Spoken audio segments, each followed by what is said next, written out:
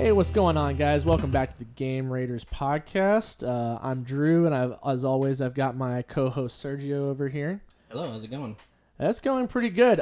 We've also got a special guest today. We've got our friend Emma over here. Hello. Hey, so we've got you on here today because we're talking about one of the longest-running horror game franchises today. We're talking about some Resident Evil. Chris Redfield.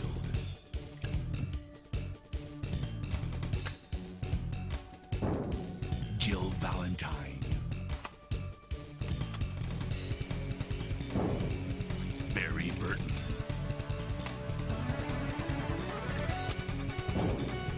Rebecca Chambers. Albert Wesker.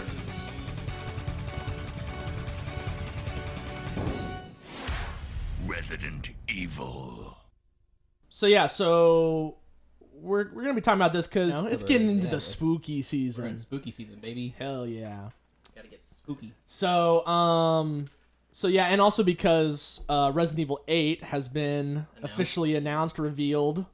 And we got a Resident Evil anime show coming out. Oh yeah, we got that anime show coming from Netflix. A Resident Evil Netflix live action show that allegedly somebody here may have gotten a hold of the first script. Allegedly.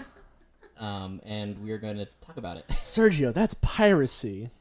Allegedly. Allegedly. Is it though? All right, so we're gonna be just going over the general. We're just gonna be talking about the games for a little bit, talking about our kind of history with them, kind of what we like about the series. We're gonna be talking about the live action films. Yeah, we're talking games. We're talking movies. We're talking about shows. shows. We're talking about animated movies. We're talking about body pillows. We're talking about Rule 34. No, we're not talking about that. Porn. Sorry, guys. This is actually a porn podcast now. So I guess we'll just go ahead and start where it all began with the video game. So yeah, I never actually played Resident Evil originally on the PlayStation where it started. You know, I came into it when the remake got released on the GameCube of the first game. And I played that. So you didn't play 4 on the GameCube? Huh? You didn't play the 4th game on the GameCube? Well, the remake came first, I believe. Okay. Yeah. So the thing was, this is kind of going into a little deep dive into history. Nintendo made a deal with Capcom to make 3 exclusive Resident Evil games for the GameCube. The first was a remake of the first game. The second was and then the other 2 were 2 new entries. One was Resident Evil 0, which was a prequel to the first game, starring Rebecca Chambers, and then the second one was Resident Evil 4. Yeah, it was like a timed exclusive. Yeah. Oh, okay. Yeah, for the GameCube. So I came into it kind of during that era, and I played Resident Evil Remake, and despite the tank controls that were still prevalent, something about the game kind of got like under my skin a little bit. I mean, you're like 7. Huh? So you're like 7. Well, yeah, but you know it. So if you've ever played any of the original Resident Evil games, you know they're kind of hard to. They're a little bit hard to play by today's standards because of the tank controls. But the design of Resident Evil Remake, both environmental art and sound design, there is something really, really creepy about that game, especially with like the new additions that they made with like Lisa Trevor and like additional secrets that they added to the game. Yeah. That was kind of my first kind of exposure to the series where I, like exploring a creepy old mansion, solving puzzles, having to kind of rely on not so much combat, but kind of knowing when to fight and when to run away. Yeah. Sort of the survival horror, right? Yeah. Like survival horror has become a very prevalent genre in video games now. But at the time when the first Resident Evil game was released, it was completely revolutionary, and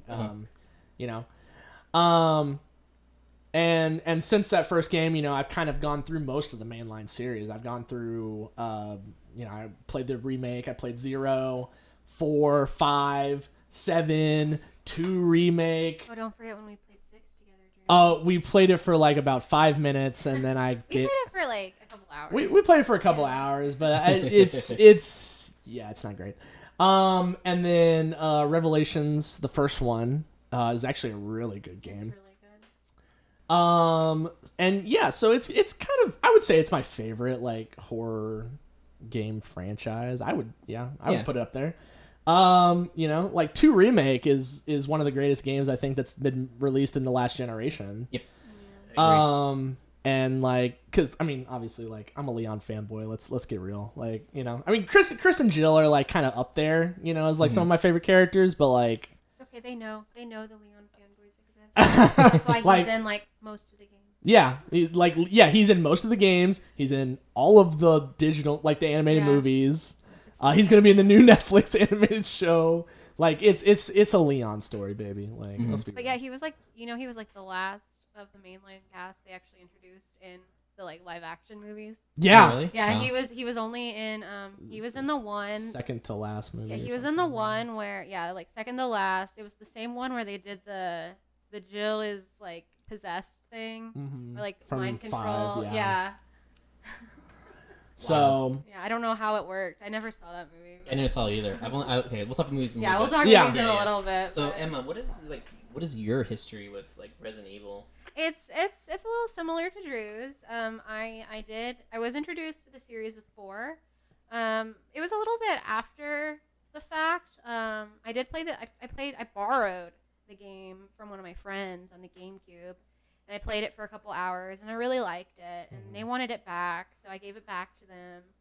And then keep that shit. Yeah. I went out. I went out and bought it on the PS2 instead. Yeah. And I actually think the GameCube version didn't include Separate Ways or Right. Assignment Ada or anything like that.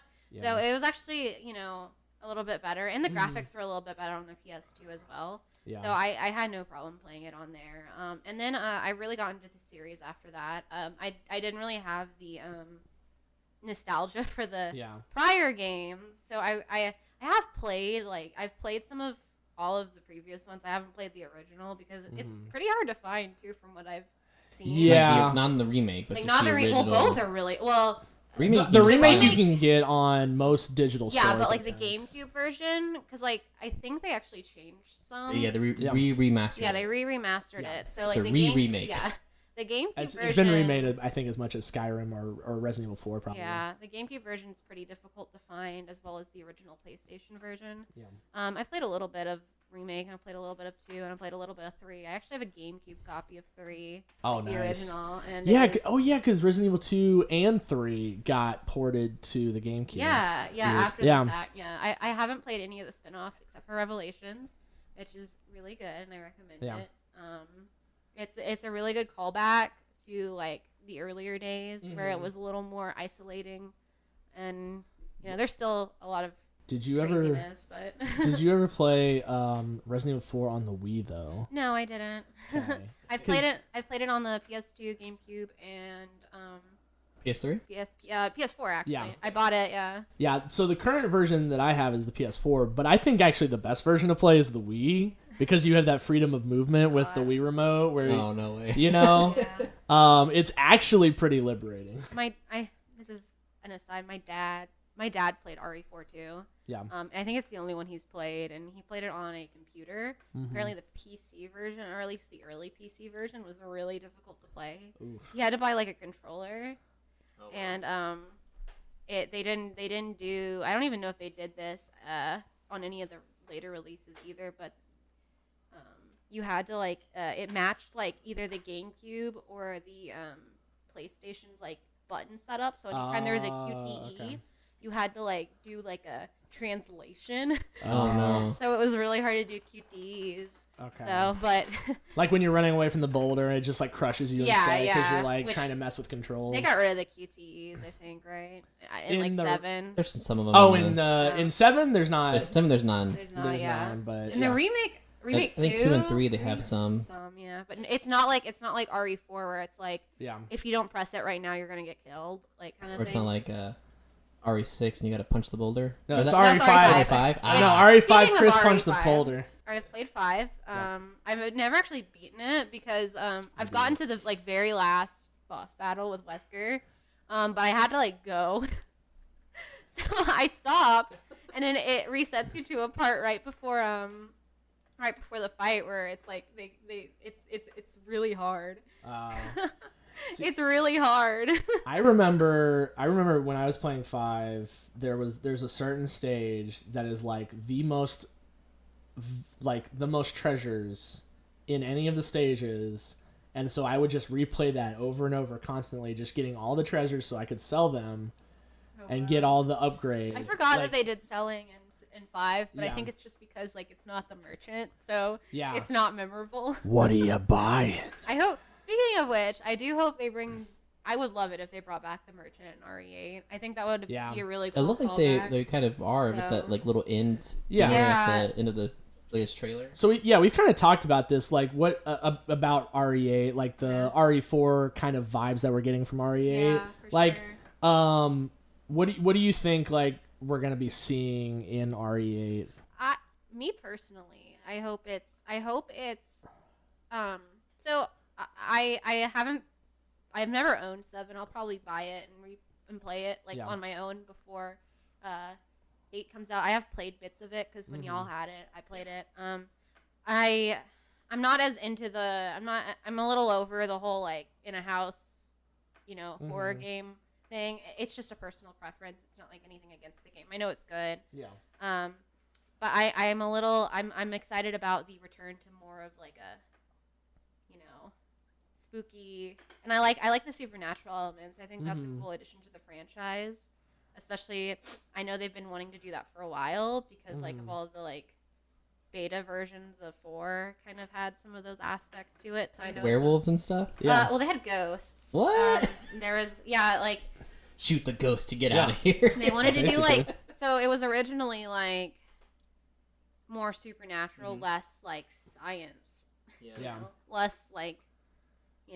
So I don't want to be upset. There's no ghosts in 8. I think the story is like one of the versions of RE4 got turned into Devil May Cry. Yep. Really? Yeah. Oh. Another got turned into this game called Haunting Ground. I think that's what it's called. And it's like it's kind of like RE2 or RE3 where you're being chased by a creature. Like a creature. Yeah, and you play you're this like little girl in a gothic castle and she looks a lot like Jill like in her RE5. Oh, really? Yeah, it's like crazy how similar they look. That makes sense. Yeah. Yeah. And then so there was a couple versions of that game that all got reused, and they all had these like more like supernatural gothic horror elements, and I like that a lot. So I'm super excited. I'm curious how it's going to mesh with like the T virus and stuff. Are they going to be like, there's also a W virus that turns you into a werewolf and a... What was the one that in RE7, because what the name of the... I just call it the mold. Yeah, the mold. No, but she, the host, Evelyn, yeah. Isn't it called the E virus though? The E virus. Yeah. But yeah, like, and also like, because in the RE8 trailers, we've seen like a grand wide shot, and there's like a castle in the background. There's also the Umbrella logo is there too, so it has something to do with Umbrella. Yeah. Or the new Umbrella. Dracula. Well, I think Umbrella was founded in... Well, there's vampires too. That's the other thing. Yeah. Hell yeah, baby. I think the vampires thing can easily be explained with a virus. A virus. Yeah. And then you got the big hulking man himself. Oh, Chris. Yeah, Chris. He looks like a tank. I like that they brought back his actual face model. Like he looks more like He Chris. fat. Yeah. Well, he's old. He's like 40 or 50 now. He got asthma. Yeah. And other diseases. And he kills your wife that you spend most of the time. I've actually heard that she's probably not actually dead. Yeah. So, because I don't think she can die with the mold or whatever. Oh, That's just what I've heard. Is that maybe, I don't know. Because you kill her like a ton of times in RE7. Yeah, and she just keeps Then coming you back. cure. Yeah. So Emma, what else? So you played through all the games. You played the remakes, right? Yeah, I played 2 and 3. Yeah. 2 is great. 2 is amazing. Yeah. 3 has its, it's okay. Like it's a solid okay. I wish they had done a little bit more, but It's just too short for me. That's it is what it is. I actually wasn't sold on Jill's redesign because I actually really liked Jill a lot. And so I wasn't super sold on her redesign. But I ended up liking it a lot, and I liked Carlos's redesign too. I thought he looked really cool. And yeah, I wish they had just done more, but you know. I mean, RE3 is kind of just a... Yeah, the original game there. had the exact same criticisms Yeah. that the remake had. Yeah. Yeah. And they didn't take that time to fix it and stuff. Yeah. So for like me, I played the very first game and parts of the second game with my uncles.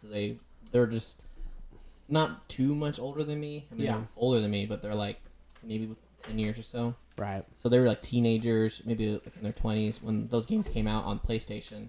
And I'd come over as a kid and I'd play them. So I played the first game that way. I played part of the second game that way. I never finished the second game.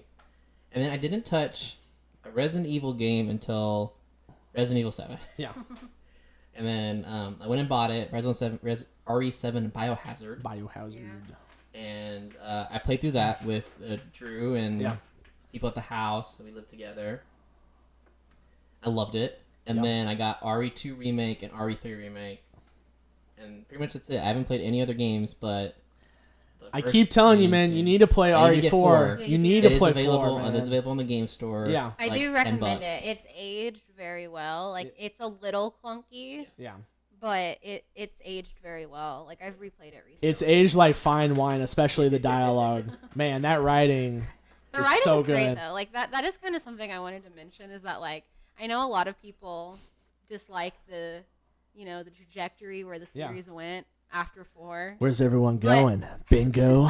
That's my I Leon think there's impression. a lot of things about 5 and 6 that I can appreciate from it's like super campy. From Yeah. Like a campy No, it's perspective. great. I love like, it. Fucking Chris punching a boulder, Yeah. or just Wesker existing. Yeah. Like it's hilarious, and I'm happy I'm at a place now where I'm like, it's not what people probably wanted, but it's a lot of fun. It's what Are it's they it's not even what we sc- wanted, are but it's they- what we deserved. Are they even scary? I don't think any of the games between 5 and 6 aren't scary. Like 7's pretty scary. I think 4 has its moments where you're kind of like I think the scariness comes down to the survival horror elements, like where you're down on your luck, you have no ammo, you have no herbs, you don't know how you're gonna get through for me, this scenario. that was my Yeah. that was my complaint with RE3 was that I never felt that way because there was so much ammo. Yeah. I was always loaded. Well, and Mr. X scares the shit out of Yeah, you. and Mr. X is great, and Nemesis was so Nemesis disappointing. was a disappointment. Yeah. So. Terrible. I think, I don't personally think any of the games besides maybe, I think 1 is probably the closest to actually being scary, probably because you just don't have much at your disposal. And then like any of those original games, like Code Veronica. I think 7's pretty scary. I think Revelations. 7 is pretty scary. Revelations also, at least for part of it, I think it does a pretty good job of setting a pretty spooky atmosphere like that. When I played it the first time, there were jump scares that got me. Yeah. But not even just the jump scares. Like it's pretty spooky. Like especially when you start the game because you're on like a abandoned derelict cruise ship that's just like,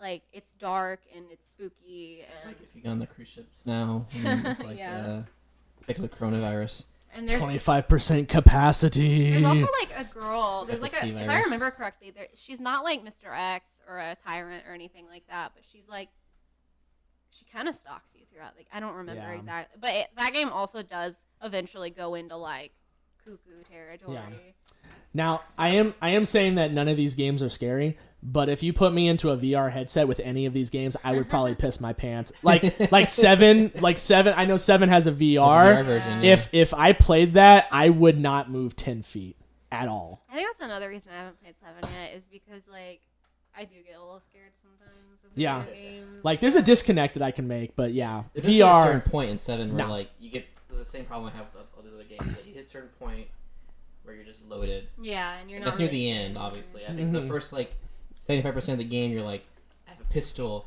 I have a knife, Well- I have a shotgun. And by the end, you're like, I got a bazooka, I got a machine gun, and I'm loaded with ammo. I got this rocket launcher that I can fire to kill the bad guy in one shot. Well, if you play it smart, you can actually get the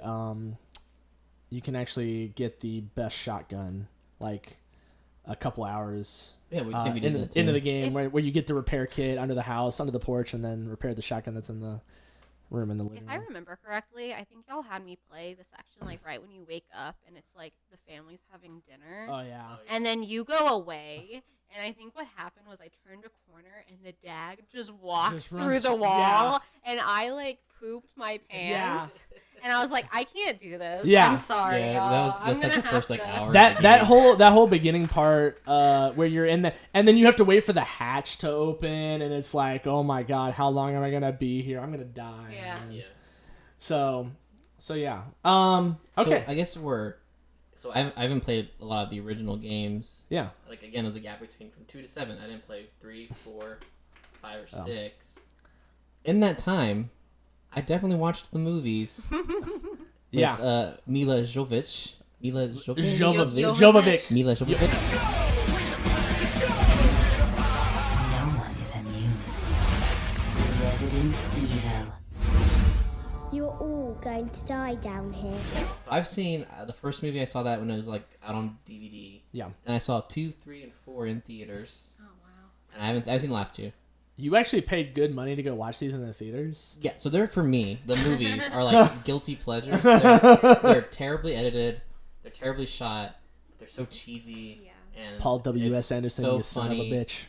Yeah, and I think it's funny when they bring in characters that have the same name as the characters from the game, but then resemble very little else. Yeah. Yeah. Like Carlos is like a super soldier. He's doing like jumping off helicopters and like Mission Impossibling down the building. And then How dare you talk about Odette Fair's seminal role? How dare you? And then Nemesis is like He's the guy from the first movie. guy from the right? first movie that like is in love. Yeah, with, yeah, Alice. and then he turns on. Oh, Turns my on an umbrella and God. he's a good guy. Apocalypse is the worst movie. Don't at me. Well, they Probably made is the Jill best really movie. weird too, right? Like she was like nothing like. Well, she's kind of like new Jill, but She- she's nothing like old Jill. It's just the problem with the movies. So the first movie. So for reference, I've only seen the first 3, but Bro, you need to watch at least 4. I There's, like, know, I know. clones Well, and now it's They stuff. now brought it's back Michelle Rodriguez. Yeah. right? now it's I almost know. October. So like, I You mean, should I'll rewatch probably all of yeah, them. like I mean, it's a perfect time. and But they're all short. They're like an hour and a half. like the problem is, so the first movie is actually a pretty harmless. I feel like it's okay. Like it fits in the Yeah. universe. I agree with you on that. Like I think there's a case for the first movie existing. Yeah. Because like it's fine. Yeah, And it's also 'cause cool. they didn't want to Capcom Capcom is the Yeah. developer Was of the not- games. Yeah. willing to give them any characters in the first movie because they didn't want the movie to like if it was a Tarnish flop. it, Yeah, yeah. tarnish it. It was a huge hit, Yeah. not with critics, but just financially. Yeah. So then they're like, okay, here you go, just some characters. So that's See, why the first movie has like that's all where original characters. Okay, but that's where I think they went wrong. Is they started introducing all of these characters from the games and all these like little side stories. It just didn't really flow well. Like Yeah. I mean, you could have told an original like even if you wanted to go to Raccoon City, that's fine. You could have told a completely original story within the confines of Raccoon City without mentioning any of the other characters Yeah. from the games. It's also just hard when you're like introducing like the god character and Yeah. then like making her like hang out with like the other characters. who Yeah, are- like And she's like unbeatable. she's a badass. She's Like got the T virus she's in her. she's basically a tyrant, isn't she? I Technically. she's like Wesker basically. Yeah. Yeah. And then in one of the movies, there's like a whole room of clones of her, and then like all of them are like fighting. Yeah. It's ridiculous. Okay, I will say though, the greatest thing these movies did though was for Mike Epps' career because he's fucking hilarious in Apocalypse and all the other movies he's in the series. It's an Extinction, and that's it. Is he only in 2 of them? Yeah, Okay. He dies in Extinction. Does he? I forgot if he dies, man. Oh well. See, this is what I mean. I'm telling you, I need to go. I know Ali Larder plays Claire Yeah. in Extinction, Yeah. and her name's Claire Redfield, and that's it. Like that, she doesn't. Oh, do I think anything. it's even worse. Like the guy, I forget his name. The guy who plays Chris. He was like on like Prison Break and stuff. Oh really? Yeah, he's He's not in the first 3 movies. I no, think. he's No. not. I think they introduced Claire before they introduced him. Yeah, no. Claire's She's in gotta Extinction. He's got to be in 4 or 5, and then Leon comes in like 5 or 6. Yeah. 5, Oh my God. and then How many are there? there's 6? 6. Six and there's movies? rumors that they're remaking the movies. Oh come on now. Oh. Yeah. Or they're doing like a reboot or something. I don't know. But yeah, I don't know. Like, I'm okay with them rebooting the movies. Like, it's fine. I just want it to be less. Yeah. Like it actually scary. Honestly, I mean, not even. I mean, they don't even really have to be scary because like the games aren't like we just talked about. The games aren't I guess scary. that's true. That is true. Like they just have to. I guess resemble Resident Evil. Sort of resemble the ish. Yeah. Well, like okay, so It is- there was a time though because the movies were more action based. So like you got Mila Jovovich like doing backflips and like kicking zombies' heads off and stuff like that. Yeah. And then didn't the games start to kind of resemble those action, Yeah. more action heavy? Yeah, like 6. This was pretty like much what- all action. Yeah. Like 6 would have been a solid like. Like when did the first movie come out? Like mid 2000s, It right? was like 2000. Yeah, it was like really early. Yeah. So yeah, I mean, like I feel like even I will even give 2 a pass maybe, but like even the first 2 movies like that's fine, but like everything after that does not. I disagree. They tried to. Extinction, I think, is my favorite of the 3. The Really? First 3. Yeah, the desert one. Extinction is so bad. They're all bad, Drew. I mean, they're all bad, but some are less bad than others. They're all equally bad. I think I haven't first seen- I haven't seen the last 2. The first one's the least egregious. Yeah. But like the rest are. Carlos blows up. Yeah. It's terrible. It's terrible. They killed Odette Fair's seminal role. God, what are these movies thinking, man? They got the guy who played Luke Cage from the original Mortal Kombat movie. This was his first major movie role in a long time. What's his name? I don't remember his name, but he's like a cowboy sniper. He was pretty cool. I don't know. I'm blanking. I think does Paul Thomas Anderson direct all of them, right? Yeah. No, I think thought he did. He only directed the first one, I think, and then he produced the other 2 or the others. He's directed all of them. The other 5. The other 5, the other others. Doesn't Wesker become president in one of them? Bro, I don't know. I feel like that. It's I don't like, know. I think that's what happens. I think he becomes president. But honestly, that sounds fucking amazing. Isn't he played by the guy who plays Ser Jorah? No. Oh no, he's Alexander Isaacs. I think he's a developer of the T-Virus. I didn't even know he was in the An movie. actor who played. Ian, from what's his name? God damn it. It's not Ser Jorah. I think you might be thinking of He does in play Tomb somebody. Raider. He's in Tomb Raider. No. Ser Jorah. Ser Yeah, Jorah in is Tomb in. Raider. No, Ser Jorah is also in. Oh, he's in Resident Evil? Apocalypse. Yeah, Ian Glenn, Dr. Alexander Isaacs. Yeah. Yeah, he's not Wesker. Wesker is like a No, he's younger not- guy. he's He's not like Wesker. he's played by a younger dude who looks like almost too young. Yeah. Especially when he takes off the glasses. The only one Paul W.S. Anderson did not direct was Apocalypse and Extinction. And Oh, he came okay. back for Afterlife, Retribution, and the final chapter. Okay, so He he directed 4 of the 6. okay.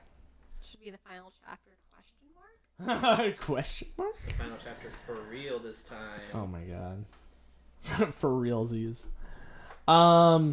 Okay, so yeah, so live action movies kind of like they've been more miss than hit, we'll say, right? Yeah, definitely. Okay. But I think they miss in a fun way. Yeah. where Yeah. You can sit down and you can watch all 7 in one day and have a great time. I'd rather Yeah. a movie be bad and fun than bad and boring. It's not gonna be like pulling teeth. Like, Yeah. you know. It's like if you're a fan of the series, you're gonna watch some of your favorite characters get absolutely eviscerated in film. They get butchered and they Yeah. die in terrible ways. Like I honestly don't know if like Leon makes it through 5 or 6. Which is Yeah. so crazy. I I don't mean, know why. I don't know. He's like barely a character. I don't think from what any I of know. the like video game characters actually survive, do they? Except for Jill, maybe. She's like I said, I haven't seen the 5th one, but then Emma was saying that she's like possessed. Yeah, so they do the whole plot line from. There's a plot line in Resident Evil 5 where Chris thinks Jill's dead. Yeah. Because she jumped with Wesker out of a window to like kill both of them. Yeah, she tackles Wesker out of like a window in a mansion Yeah. off of a however Like- long fit. Well, it goes down. cliff. It goes down like into a pit. It goes off a cliff into an Yeah. ocean, basically. Yeah, so he thinks she's dead, but then he sees a picture of somebody who looks like her in Africa. So he goes to Africa, and he eventually finds both of them. Yeah. And Jill is like been brainwashed, and she's got this like Yeah, she's got this jewel like on her chest. thing on her Yeah. chest, directly Yeah. above her breasts, mind Yeah. you, Yeah. to direct your eyes. You know. The And then- fight is pretty creepy, like because you like suplexes her. Oh yeah. Yeah, he suplexes her. I think Claire makes it through the end of the series. She comes back in the last 2 movies as well. Also, I think it's important to note that I think the reason they introduced Leon so late is because Leon, like, when they started making the movies, I don't think 4 had come out yet. So, like, Leon had only been in, like, 1 game. Yeah. That's true. And I think they probably wanted to go with Claire because she's a girl, and that's more of, like, gal pals. Yeah. And in those movies, they were out for, like, 12 years. Yeah. 2012 was the last movie came out. Yeah, maybe it was 2016. They came out during the whole 3D film It craze. was 2016 was when the 2000s last movie came out. Or early From 2010s. 2002 to 2016. So there's a chance they thought that, like, Leon was going to be, like, a one-time character. Yeah. Psych! Psych! Psych! You wrong! You thought about my boy Leon! You thought. Instead, he's he's, in all like, the- the most popular He is the most popular character. He's the best character.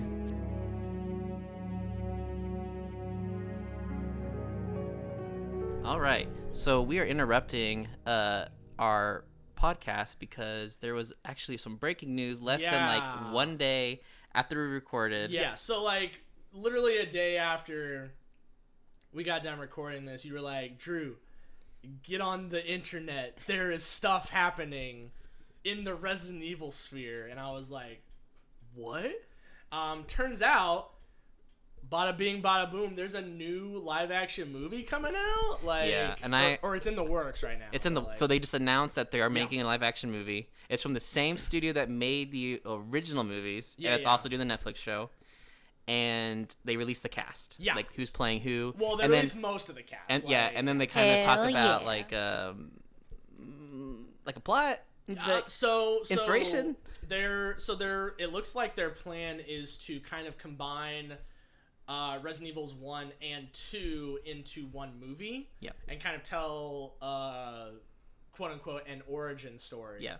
And it's based in the 90s. Yeah, it's set in Yeah. 98. The date of the outbreak, like it chronologically set in the original outbreak, not like messing with any timelines. Yeah. Netflix. Well, like, but like, didn't the first game take place like 2 years before RE2? No, I think the first game took place in 98. Yeah. I'm pretty sure. Or I like, think it came out in 96, And but then- it took place in 98. Oh. Yeah. Actually, I don't know. I mean, I I thought there was like a year or something. Maybe. It took, It's not like it's not like at the same time though. Yeah. yeah. It's So I wonder if we're gonna see maybe the mansion starting off, and then that'll spread out into like Raccoon Maybe. City. yeah, Maybe. like I think that's what's gonna happen Yeah. probably. So like, so let's do this. Let's have Drew tell us who's cast as who. Yeah. And then we can kind of talk about it, how we feel, and then we'll talk more about like the idea of like what the Right. plot could be or what we wanted. We have Okay. Emma back with us. so Yeah. so we've got I might need pictures So for we've- some of these folks. So we've got so I think Sergio, you already mentioned the film is being directed, or not directed, but it's from Constantine Film, and it's being helmed by writer director Johannes Roberts. I think Johannes is how you pronounce Has he made it? I don't know of anything he's made. But yeah. So the cast is actually like I love this cast actually. Like I took a look at it and I was like, that looks pretty good. Yeah, like I actually really love. So okay, so we've got Kaya Scodelario as Claire Redfield. Okay. And then she's been in she's from Maze Runner. Is probably yeah, her she's most the main actress in Maze Runner, role. the love interest. And then what's we've got Robbie Amell as Chris Redfield. Okay, So and then Robbie what- Amell, brother of Stephen Amell, Who's also Arrow? known as Oliver Queen. Yeah. Yo, Arrow. Where's my Arrow fans at? What has he been in? Robbie Amell, he's been in a lot of stuff. He was actually in. I feel like I had known him he was. things. He was in a couple episodes of the Flash TV show on CW, and then he's also been in like just a bunch of like other like really weird side like actually, Small things. like yeah, mostly small things. But actually, him and Steven, like his brother, were in a movie recently on Netflix about like superheroes and like superpowers and stuff like that. What movie? Yeah. Is it like? It's not Project Power, is it? No, Or it was like 8 or something like that. Like Sense8. not Sense8. No, That does what sound like was Sense8. Oh god, this is gonna bother me so much. Was it where's the movie? Code 8. There we go. Code 8. Yeah. So yeah, so Robbie Amell is playing Chris. And then we've got Hannah John Kamen from Ant-Man and the Wasp. She was Ghost. She's Jill. She's playing Jill Valentine. I like it. A lot of people were upset because she's biracial. I think she's fine. People were upset. They're like, why she should be white? And I'm like, what? Come on now. She's fine. It doesn't matter. Yeah, she's fine. She's fine. She's a good actress, and yeah, she's good. She's got the look though. Like she's got like she's got like the kind of like look. I don't know. She's got the look. So the most important thing, I think. Oh, Robbie Amell's in The Babysitter. Oh, he's the beefcake guy. Oh god. He always has his shirt off.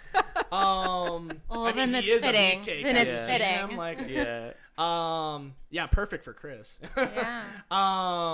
And then we've got who we got here? We got Tom Hopper from Game of Thrones and the Umbrella Academy. My boy Who is Dickon. he in Game of Thrones? He's Dickon. Dickon. He gets roasted, literally. Who is he? Who's he playing? He's playing. He's playing Albert Wesker. Oh wow. Okay. Yeah, big boy Wesker. Actually, I see this though. Like we were talking about the series coming from Netflix. Uh-huh. I see this as Wesker more than I see that other. I don't know even who that Wesker is. But they cast him the other. They haven't cast- They haven't cast it, but like just from the description of like what he's doing. He like just based on my knowledge or of what he looks like, I think he probably fits the description a lot more than whoever played him in the live action movies. He's got to be wearing shades the entire time. Yeah. That's all that matters. And I'm like, He's gotta look scary, not lame, with the shades off too. Like, because the other guy, when he took them off, he just looked lame as hell. Yeah, right. I mean, he's definitely like, if you've seen him in like Umbrella Academy or like, I mean, he's like, obviously that's not like him. okay, yeah, in the Umbrella Academy, it's a giant suit. But like, he's in, he is still pretty like physically intimidating. I mean, just off like, of Game of Thrones, like, Yeah. he's a pretty tall- big. he's a tall big, boy. He has a big, yeah, big exactly. body. That's what you need for Wesker. You need like kind of that intimidation. Yeah. And then we've got Avon Jogia. I think that's how you pronounce that. Apologies if I'm messing up any of these names. I know he's out there listening. We're yeah, sorry. I want to apologize personally to Avon Jogia. The friend of the show. Friend of the show. But it says here he's most well known for Zombieland Double Tap. I have not seen that. I've seen it. Who is he supposed to play? I think he plays Leon. I He's think definitely playing Leon. there's a character in Zombieland Double Tap. He's like a hippie. He smokes a And- bunch of weed, and he's like in love with Abigail Breslin's character. Yeah. And I think that's him. Don't quote me on it, but I think that's so him. this is the only member of the cast that I don't really see like. What does he look like? Well, I'll the pull a main thing picture is up. he has like really dark hair, like Oh. black hair, and like Leon's kind of had more of that like. Oh. Leon's kind of like more of that dirty blonde. I mean, they could make it like- work. They could make it work. I mean, yeah, like it's just, yeah, that's the thing is like with Hannah, I see the Jill because she's got the like hair, right? Well, and she's got like her like. I know this is just like one of her face models, but she kind of has the same like kind of eye structure too, like the like hooded eyes that her. Oh, from like the remake. Yeah, like Yeah. remake and Yeah. like basically her face model from like remake through Revelations. She had like very hooded eyes. Mhm. Oh, you know Yeah. what? Have you guys ever seen the movie Crawl? She's the main actress in Crawl. I haven't Wait, seen who? That's the girl's playing Claire. Oh, She what's her name? Kaya? Yeah, Kaya. Scodelario? So Crawl is from Sam Raimi, produced by Sam Raimi. It's a movie where like Oh, a hurricane. Crocodile. Yeah, and the crocodile is like Oh, no, the I haven't seen crocodiles. that one. Yeah, crocodiles or alligators. I'm not sure what the difference. In Florida, where is it? it's Crocs. No, alligators. Alligator. Okay, so it's all the alligators. Alligators have the pointed noses, and they like and Crocs it's in the have hurricane, so all the water rises, rounded- so they all come into this house, and she's in the house with her dad trying to escape. Oh, okay. Yeah. It's pretty good, Um, and she's good in it, so that's exciting. And then personally, I think this is my favorite casting. Neil McDonough as William Birkin.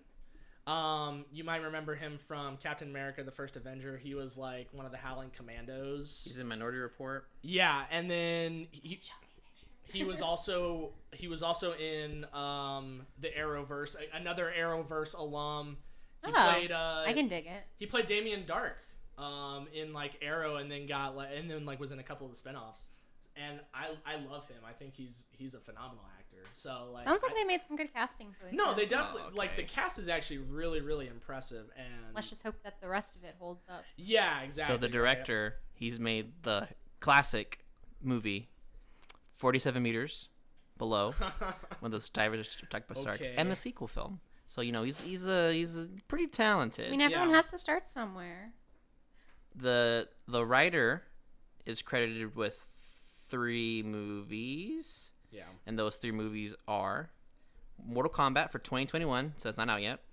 Resident Evil, and a Death Note sequel for the Netflix Oh movie. God. Yeah. Did he didn't write the first one. No, he's not listed. Those are literally his only 3 credits are Mortal Kombat, Resident Evil, and Death Note 2. Yeah. So he is definitely an up-and-comer. Greg Russo is his name. Netflix is So Netflix really thinking that there's going to be a Death Note sequel. So the director Roberts, he said that he really wanted this movie to go back to kind of the feeling of the original 2 games, and like kind of he wants to recreate sort of the visceral experiences. So we're definitely of gonna get more players. survival horror. Yeah. Yeah, I feel like it's gonna be more. What I'm hoping this means is that the cinematography is a lot more claustrophobic, because like that's the whole point of like the Yeah. games, is that you Yeah. are confined. You are in like cramped hallways. You're not able to move as fast or as freely as you want to. So I'm hoping that whoever the cinematographer is, that they really like Yeah. they focus on kind of that aspect of it. And yeah, so and I mean, it looks like they're already taking like steps to kind of appease the fan base, because they're setting it exactly within the timeline. They're setting Yeah. it within the story of the game. So I think Yeah. like I think the biggest thing for me that I like, so I mean, from so far we got, is that it's based in the 90s. I think that's Yeah. probably the coolest decision they could have Yeah. made. Well, and we're just getting to that point where like I think 90s nostalgia is really gonna Yeah, take it's off. gonna take off. Yeah. yeah, exactly, like people like Captain Marvel was big 90s nostalgia. Yeah. But I mean, you don't get too many 90s. We're still riding the 80s nostalgia. I Yeah. think, but well, like Gen Zers are starting to say, man, I wish I grew up in the I wish I 90s. grew I up wish I in was the born in the 90s. 90s. Yeah. Like, you know. So Yeah. I know. Way to make us feel old, right? yeah. But yeah, I mean, this was the only thing we needed to add, because it literally like just came Yeah. out the next day after we We thought it was got really done recording. important to bring it in. Yeah, because So I guess to wrap it up before we go back to our previously recorded podcast. So Drew, what are like your like impressions of it, and then like your hopes for it, and then we'll go to Emma, and then I'll finish it off. So I think I've already kind of spoken on this, but yeah, basically I just want it to be a good. I just want it to be a good movie. But first and foremost, I wanted to kind of focus on the claustrophobic atmosphere and kind of make me feel as if I was playing the video game. Like, give me that sort of visceral feeling that they're talking about. I love the cast. I'm hoping that with this kind of talent on board, that they're going to be able to produce something actually wonderful. Yeah, I couldn't agree more. I think that ultimately at the end of the day, I think a good piece of media is the most important thing. Yeah. You know? So if it's written well, it looks good. The casting looks good too, I agree. Acting, directing, all of it's got to work.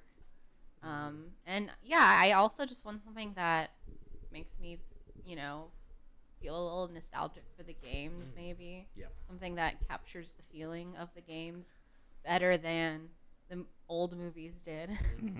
And the characters, these are beloved characters that haven't been done good yet. Yeah. So In a movie. Done in a good movie. In a movie. yeah. Well, it's debatable in the games, but I guess for me, you know what I feel like? I feel like, you remember in Harry Potter and the Deathly Hallows when he's like, "How dare you stand where he stood?" Yeah, right. Yeah. But in an ironic way, because I love how trashy the original movies are, and I'm like, no, you're gonna try to make it too serious. Yeah. well, I think But, the I old think I'll accept movies it. will feel a little bit better if there's a good piece of media. Like also, like Yeah. it'll be a good No, dichotomy. yeah, I don't know. I just recently went and bought most of the old movies Yeah. for like $2.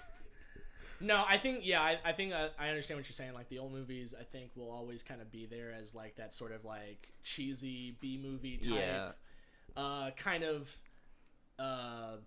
enjoyable even in its faults. Yeah. But I really hope that this is actually a successful in terms of both quality and profit. Yeah. for the franchise. Yeah, and like I said, I like the cast. I really like who they got as Jill. I like who they got as Claire. I'm not so sold on the Leon. Yeah. I don't know much about You're gonna Robbie, have to wait and see. Robbie Amell about being Chris. He's got it. He's got the Chris. I like down. Tom Hooper a lot. I'm excited that Dick On's getting a shot.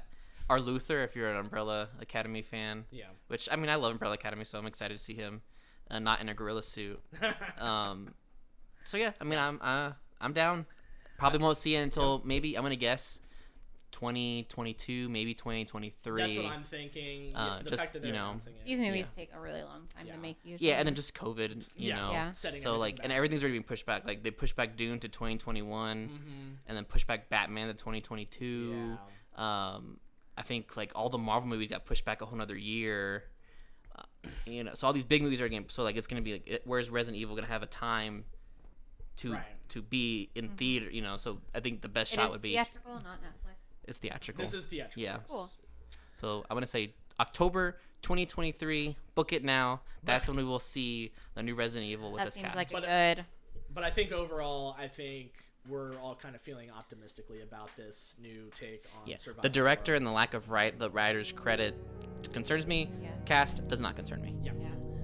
All right, we'll go back now. Bye.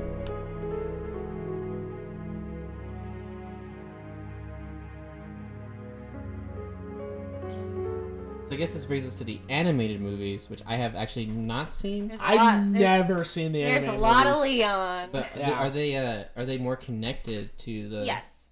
Yeah, Fancy, they're all okay. there. I think they all take place. Don't they take place after 4 or like before, like shortly before? I don't 4? remember. I don't remember when they take place. The only one I think I might know is I think Vendetta might take place after 6. Don't quote me. It's been a really long because Leon and Chris already know each other at that point. Yeah. Which they met in 6. Mhm. So Well, actually, there's also I don't know if this actually led to the meeting, but in Code Veronica, I believe Claire sends a message from Rockford Island to both Chris and Leon. So I don't know if they like got connected somewhere along like during that incident as well. But no. We can say that I think 1 and 2, the first 2 movies, take place between 4 and 6. yeah. And then probably honestly closer to 4 because Yeah. Leon looks significantly younger, Mhm. and he looks pretty old in 6. Yeah. And then Vendetta. Vendetta takes place after that. There's only 3 movies, or Yeah, there's only 3 at this point. Yeah. So I've only seen the first and third one. I haven't seen the second one. I've heard the second one's pretty bad. But so which one's of the 3 of the 2 you've seen? I mean, so it's really hard because like the first movie is super okay. Like it's like the biggest that was fine. Yeah. People ever because it's a super run the mill plot where it's Leon. I think Claire's in it too. I don't remember what she does. And then there's also this other girl in it who, it seems like it's almost a borderline just rehash of RE2, but like less stuff happens. Yeah. Because it's like her brother, the new character's brother, ends up becoming like a tyrant. I think. Oh wow. And if I remember correctly, he looks almost exactly like G infected Birkin. He has like the giant eye and all that stuff. So it's pretty like let's just rehash RE2. Yeah. But in movie form. With a grown woman instead of Sherry, I guess. Yeah. I mean, I guess you calling it fine, I guess, is the best compliment you can give it after going through the live action movies, right? Like. Yeah, like it's fine. Yeah. Like it doesn't, and then I don't remember the only thing I know about Damnation. I think that's the second movie is that Ada's in it, and she's cool. She does her Ada things.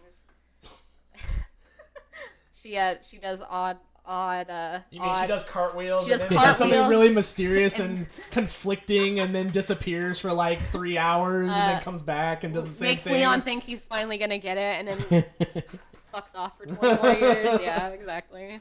And then Vendetta is like. Vendetta is wild. Vendetta is a wild ride, and that's the only one I probably recommend watching because it's insane.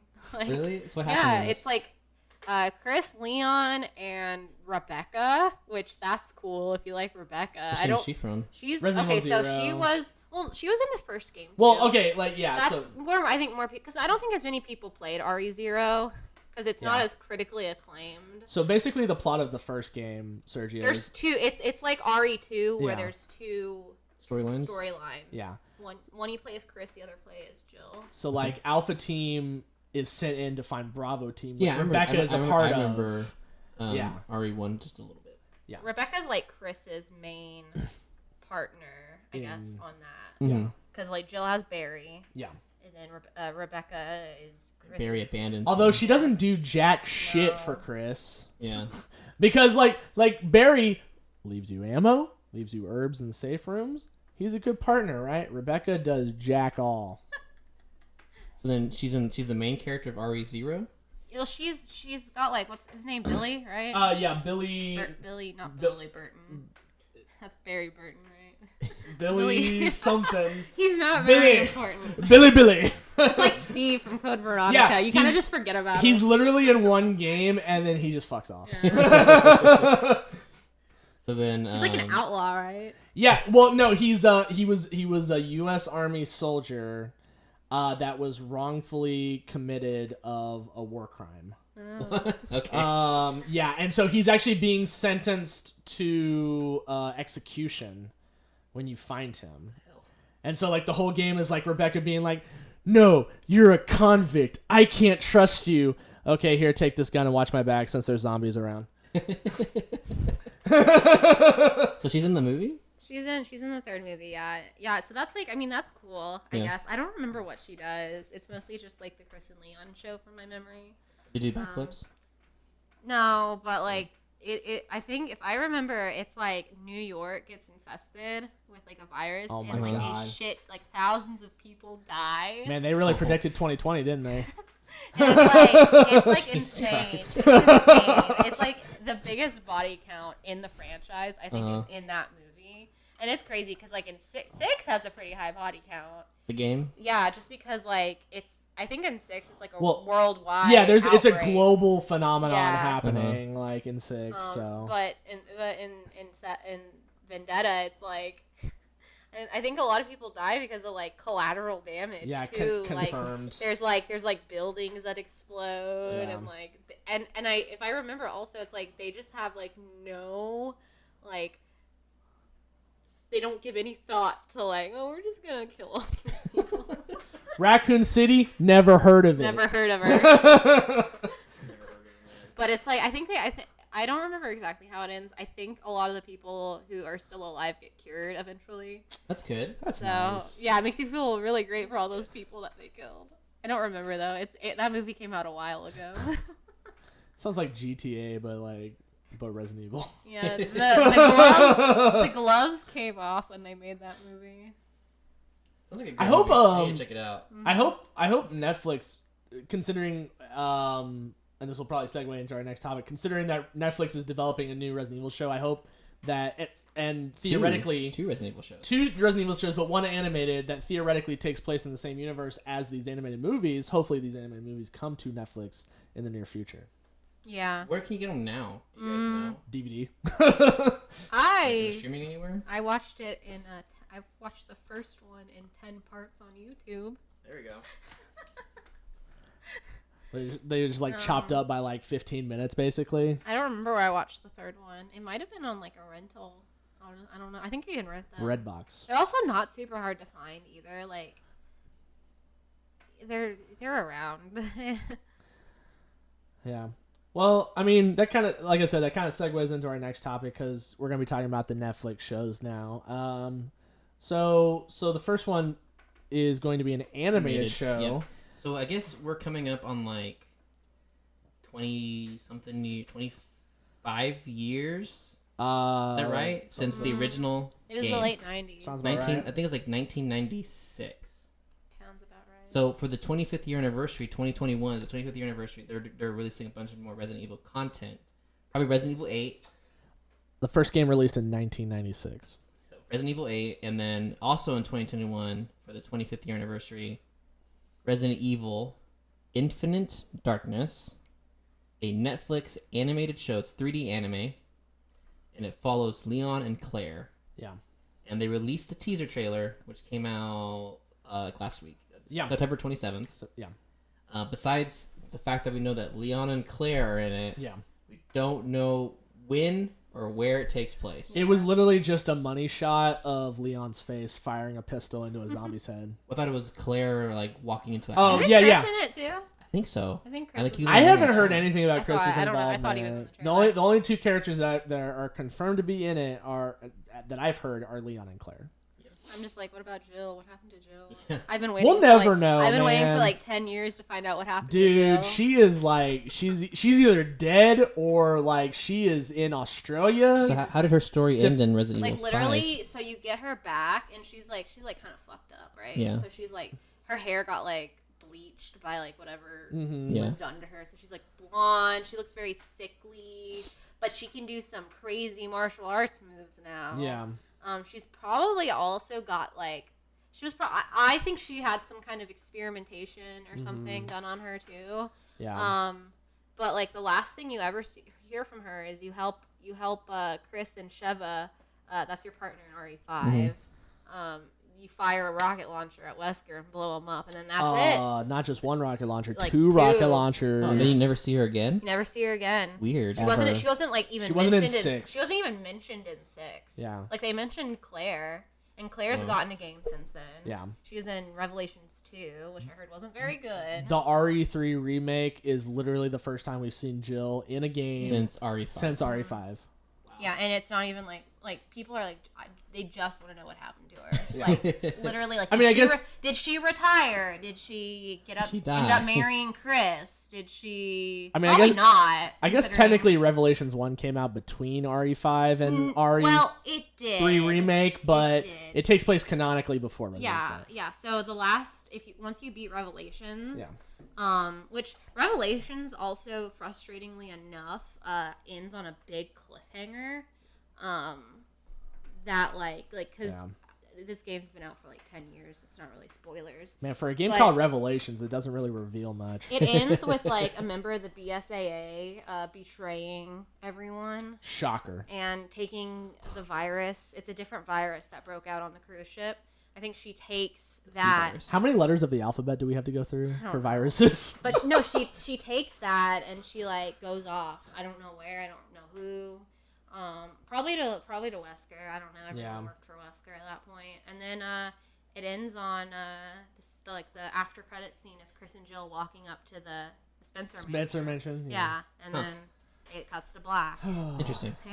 Okay, so I'm gonna give you guys a little information about the show, and then did we all watch the teaser? Did you watch it, Drew? For Infinite Darkness. Infinite Yes. Darkness, yes. Okay. Is it the animated one? Yeah, right? the I animated did. one. There's no official title for the live action besides just Resident Evil. Okay. Yeah. So the show Infinite Darkness is produced and supervised by Capcom's Hiroyuki Kobayashi, and he's a longtime producer of all the Resident Evil games. Yep. And he also was the main producer for the 3 animated films: Yep. Degeneration, Damnation, and Vendetta. Okay. So he's producing the animated Right. series, and we've all watched the teaser. So what are some some maybe theories or anything you guys got? 'Cause I got nothing. 'Cause, I mean, it's like it really. I mean, we know so little about it. yeah. Like you don't. I mean, if we knew when it took place, that Even would. from like the character designs, are they any different from the So other he- movies or games? So here's the theory. There's gonna be zombies, and Leon and Claire are gonna shoot them Damn, son. in their heads. there will likely be a new character. 'Cause Yeah, probably. Yeah. that has something to do with the virus or whatever. I will say, like, Leon's design and even Claire's, I guess, they do look very similar to the 1st movie, like from the box art. The Animated movie, I Okay. should say. Yeah, sorry. So instead of theories, maybe what would be like your hopes? Like, what do you want to see from an animated show? Because it's a series, right? It's a full. We're gonna get a full season Yeah. of animated Which is Resident crazy. Evil. Which is yeah. crazy. Well, because- okay. Is this a real season or is this a 4-episode season? Yeah. Netflix. I think. I mean, they didn't say. Yeah, they Well, didn't I mean, say. so standardly anime seasons are 12 episodes, though that can differentiate. Yeah. Let's say I'm 8. just saying Let's Netflix just likes to guess twist the here. numbers. Well, what would you prefer? Would you prefer like 4 Well, episodes? I would 8? prefer a full season. Hey, how about what studio is producing it? Because I know Netflix because it's an anime, so it's being Yeah. licensed by Netflix. Yeah. Netflix Right. isn't producing this. Right. They're just releasing it. Because that's it. That's a big. TMS Entertainment. Don't know. Don't know. I mean, Let's see what they've produced. yeah. See what they've done. Lupin the Third. Oh, okay. Detective Conan. Oh wow. Dr. Grayman. D. Grayman. D. Grayman? D. Grayman? Okay, that's a good. I mean, it's a good. Sonic studio. X. How long did D. Grayman Little go for? Nemo Adventures in Slumberland. D. Grayman has like 200 episodes. Oof. They've also done Western animation, including Inspector Gadget, The Real Ghostbusters, Rainbow Bride. Wait, like the 90s cartoon Inspector Gadget?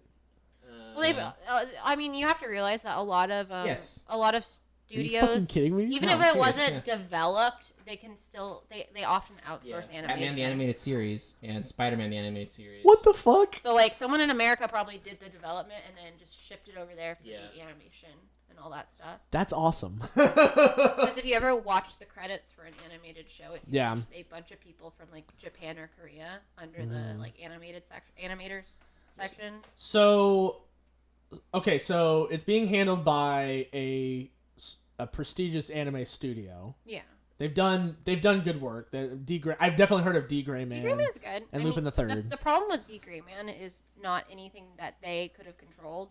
Yeah. The manga has historically been on hiatus for a very long time, so they had a really hard time Yeah. producing the anime because of that. So we could probably expect at least, I mean, from most animes that I've watched, they usually go up to, well, those kind of finish up in one season, Yeah. though. 20 episode seasons. So we don't know if I this think is it's going to gonna be.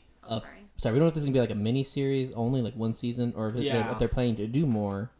What would you both expect, Emma? What do you want? I think it's going to be probably likely 10 to 12 episodes, no more. Yeah. I would also kind of ballpark at 10 to 12 episodes because 10 seems to be the kind of number that Netflix really likes. Yeah. And then the only reason I would say maybe more is just because it is an anime and those tend to run a little bit longer. Yeah. But it's also a CGI anime, which is a little bit harder to make. Yeah. So it might Yeah, be. There is a probably chance it might be less. It's Yeah. going to be 23 minute episodes. Yeah. Quickies you watch? Quickies. I mean, I wonder who they're gonna bring in to be the voice actors, Probably. like from the games. I would or love if Matt Mercer would come back, but I don't know. who voiced them in the who voiced Claire and Leon in the RE2 So remakes. They got newbies for both of them. Interesting. Yeah. Everyone's been replaced pretty much with All new actors. newbies. Yeah, but in 6 So- Leon was voiced by Matt Mercer in 6.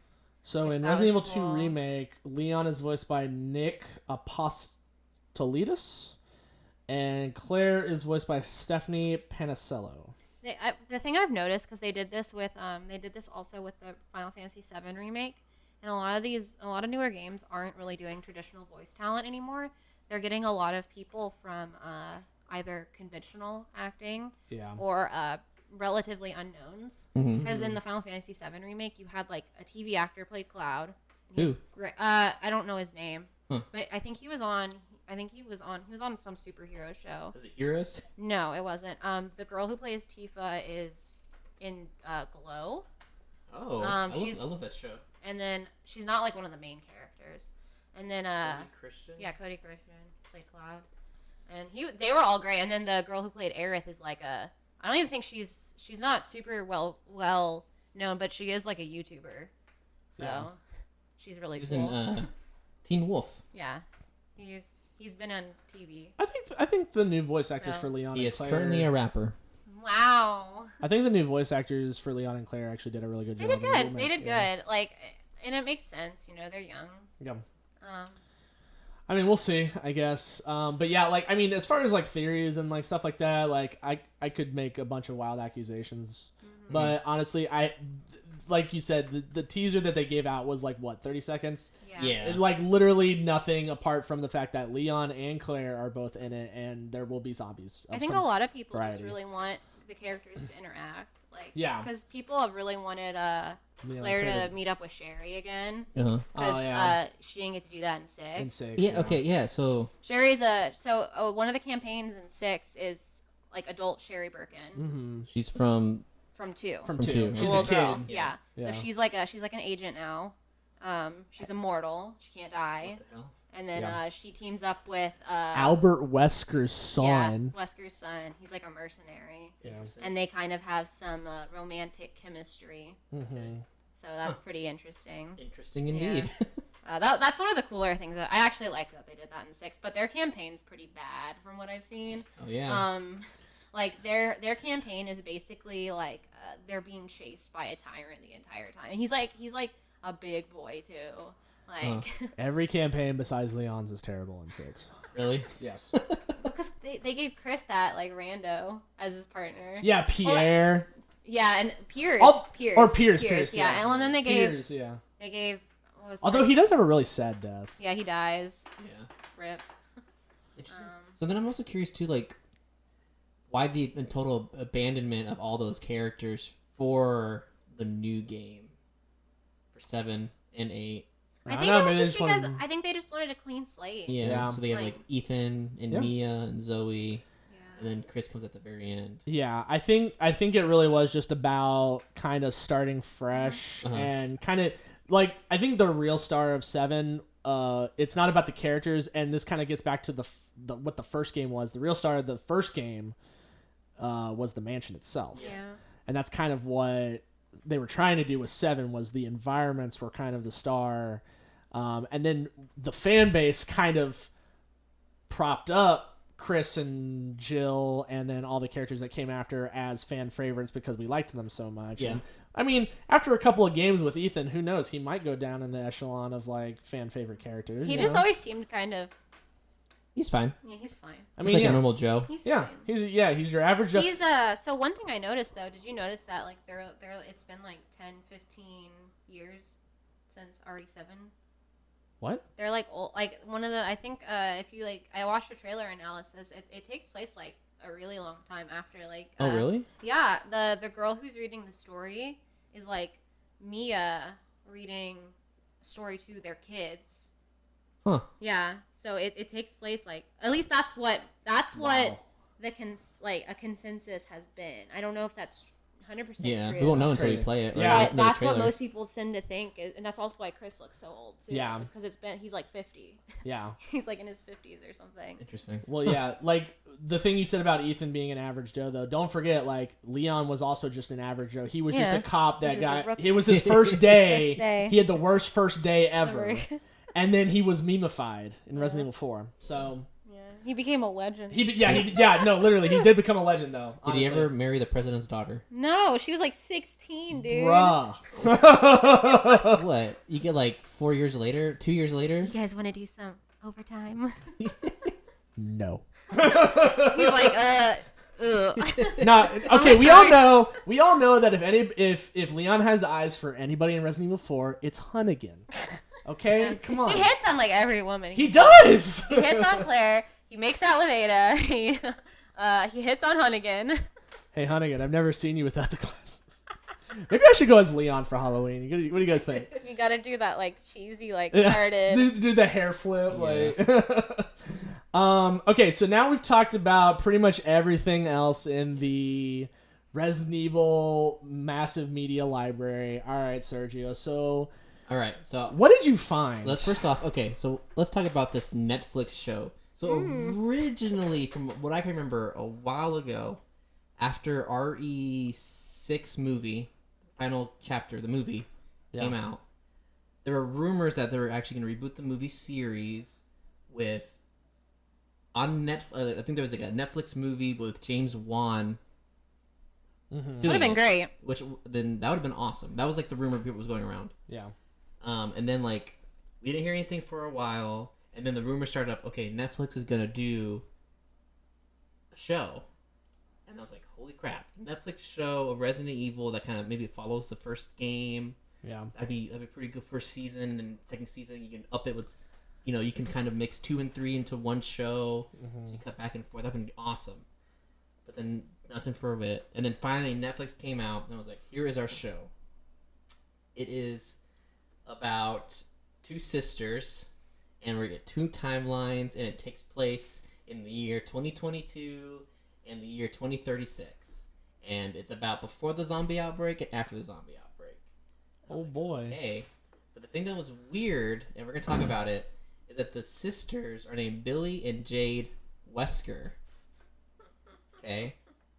How much do you know about this show so far? Like anything? I know the basic premise. And That's that's basically what I about just it. explained. Yeah, basically what you just explained. That's about it. I remember reading it and going, well, that was fun to look Okay. forward to. So Wesker fucks, huh? So Netflix. Well, it might have been. He has like a brother. He has a family. I guess that's true. Okay. His brother's like the bad guy in Revelations.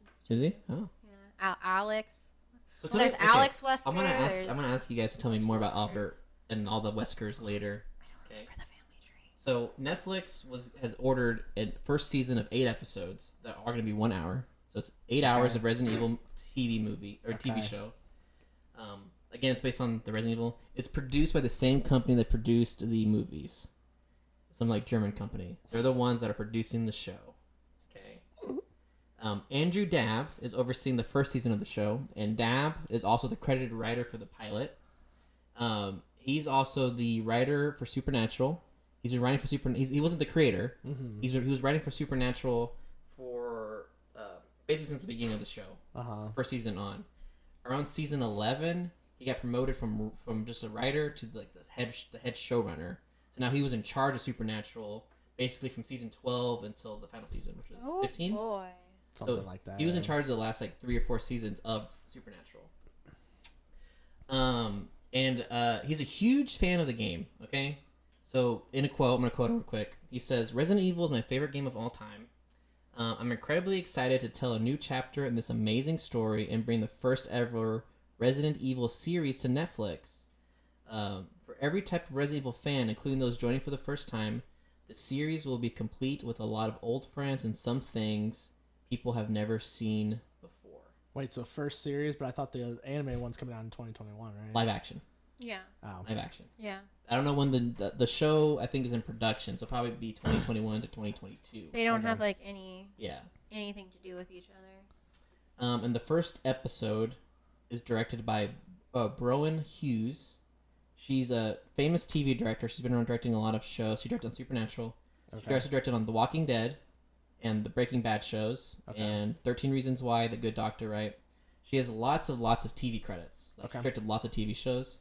She also directed a couple movies. And one of the movies is Harriet the Spy from 1996. What? Hell She's director of Michelle Trachtenberg. Harriet the Spy. What is this? You never heard of Harriet the Spy? No. It's like a Trachtenberg. It's like a Nickelodeon movie of this like girl and I think it was a book. is it a book? I don't know. think She's it like was. she's like Don't a quote me on detective. that. Okay. Yeah. Okay. It's like Get a Clue. Yeah. But lame. Yeah. Oh wow.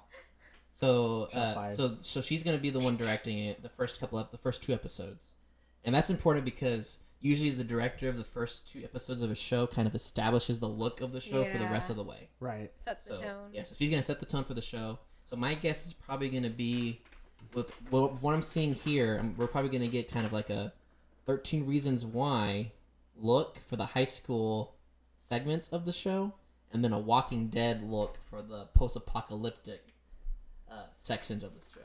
Because again, this show is gonna be split into 2 timelines, and you're gonna intercut between them. So in the first timeline, we're gonna see Billy and Jade Wesker as they move to what is known as New Raccoon City. So that implies that So- there wasn't so an old raccoon. That City. implies there's an old Raccoon So City. that implies that happened. Yes. Yeah. And the more time they spend there, the more time they come to realize that the town is more than it seems, concealing a dark secret. Okay. Second timeline takes place in almost a decade later, so they're adults now. Yeah. There are less than 15 million people left on Earth, and there are more than 6 billion monsters. Oh boy. So people and animals are infected with the T virus. And Jade, who's now in her 30s, struggles to survive in this new world, while the secrets of her past about her sister and her father and herself continue to haunt her. I guess R.I.P. Billy. Yeah. So that is the basic breakdown. You know what it sounds like? It sounds a lot like it. Like it? Yeah, the two timelines. Yeah. Yeah. To me, I feel like it sounds like why have your focus be on teenagers? It's almost like a Stranger Things thing going on. Yeah. Yeah, that's probably what they're trying to do. Yeah. They're And I think I bet you there's gonna be like, I don't know what decade. It's probably 90s. 2022. 2020. So It's taking place like sort of in the modern day. Yeah. so like wait, when is the high school era? 2022.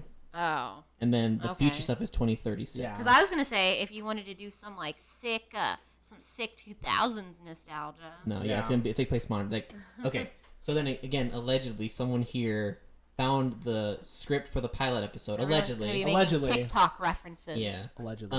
So the first, it's only the first episode. It's 60 pages. Is what the person allegedly, what I allegedly read You allegedly. was that it was the 5th draft Okay. of the script that was written in October of Was it 2019. allegedly the 5th draft? No, it said 5th draft on Okay. it. Okay. And it really, all you gotta do, take a 5-minute Google search, you find it. Allegedly, It's take a leaked. 5-minute Google search. Allegedly. Allegedly. Again, so like I said, I read the script. I read 60 pages. I was like, okay. Andrew Dabb, he's clearly a huge fan of the original games. Allegedly, clearly a huge fan of the original games. Clearly he is, because the dialogue is just as bad as some of the old games. Great. It was some of the worst dialogue I've ever read in a script. Maybe you, the master of unlocking, can make use of it. Yeah. Okay, so like I was saying, we're gonna break down, kind of do like moments and stuff, and I'm also gonna kind of throw some like, do you guys think this really happened in the Okay. script, or do you guys think this was fake? Okay. Okay, so Billy and Jade Wesker are the main characters of the first episode, at least. Right. So there's 2 timelines. The first episode is narrated by adult Billy, but we actually don't see her in the script at all. Like, Okay. she never appears as the adult version. She's only the narrator. Okay. So the main focus is actually on Jade. So Jade is the main focus of the first episode, okay? So the show is actually going to start us off in the future. So we're actually going to see the world post-apocalyptic. We have adult Jade. The year is 2036, and Jade is studying what they call zeros. So zeros are people that were infected with the 0 strand of the T virus. Ooh. So they're just basically normal zombies. Okay, that's it. So all they want to do is eat and spread the virus, but now the virus can spread by blood. So like if you Okay. if you it's kind of like 28 days later, Yeah, yeah. you guys like any kind of contact with the blood, you get infected. Yeah. So she is studying a herd. She's like a professor or something because she works for a university. So in this world, there's actually governments have actually reestablished. So there's whole countries now that are different countries throughout the world, and there's also some cities that are kind of like standalone remnants of the past that still function. Kind of like The Last of Us. Yeah. So like, for example, in the script, there was like Boston was an example of that's still a city that's still Boston. It's So still- yeah, like The Last Like of The Us. Last yeah. of Us. But then also there's like a whole new country, like that's completely the whole like west coast of the U.S. is one whole new country. Okay. They gave it some name, I don't remember the name. So she works for this university in London, which also is now a standalone independent Okay. thing. And so her whole purpose in that first couple pages of the script is she's trying to see if zombies are getting smarter. Mm-hmm. So it starts off with day 81 of her studying the zeros, and the script is written so weird. So like he would like in the script to actually put if something happening is a reference to the game. So I guess to kind of let the person reading it know like, okay, this is a reference to Resident Evil 1, Resident Evil 2, whatever. He also put like little moments where like there's a rabbit and she pricks its ear so it's bleeding. So all the zombies come out from the woods and the rabbit like escapes, and he puts like yeah or yay, rabbit escapes. Oh my God. Right. I think because like the audience is supposed to be like That's supposed to feel, relieved. yeah. Yeah. So then, so here's my first little Okay. thing at you. So there's a part in the script where she's thinking about the zombie, and she's like, "Where are you, dick face? Like, where the heck are you?" And the zombie comes out of the woods, and it looks like it has a giant dick on its face. Oh my God. So do you think that was real? Or did I make that up?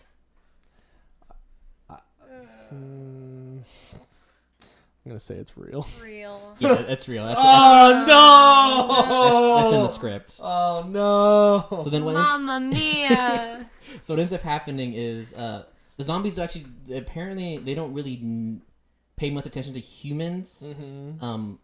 unless you have like blood. If you prick yourself, like instantly they're like on you like sharks. Okay. So she ends up falling and she cuts her leg on a rock. Yeah. And when this happens, the horde just like instantly sees her and they charge at her. So then she runs back to her campsite where she has like a tent and all these like metal pillars that kind of surround it. And once she gets past, she hits this button, and these like laser line comes up. All the zombies run up, and then they ignite on it's like a fire circle like lights up around her tent and basically cooks all the zombies alive because they're so dumb they keep running into it. Yeah. And then here's another moment, real or fake? Okay. A giant caterpillar breaks out from underneath, right? It's infected with the T virus. It kind of knocks or destroys her whole tent area, and then tries to eat her.